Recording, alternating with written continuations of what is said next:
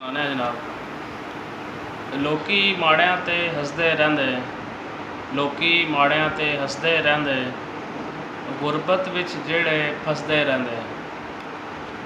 ਕੌਣ ਛੁਪਾਵੇ ਇਹਨਾਂ ਦੇ ਹਾਲਾਤ, ਆਪ ਮਨਾਦੀ ਵਾਂਗੂ ਦੱਸਦੇ ਰਹਿੰਦੇ। ਕੌਣ ਛੁਪਾਵੇ ਇਹਨਾਂ ਦੇ ਹਾਲਾਤ, ਆਪ ਮਨਾਦੀ ਵਾਂਗੂ ਦੱਸਦੇ ਰਹਿੰਦੇ।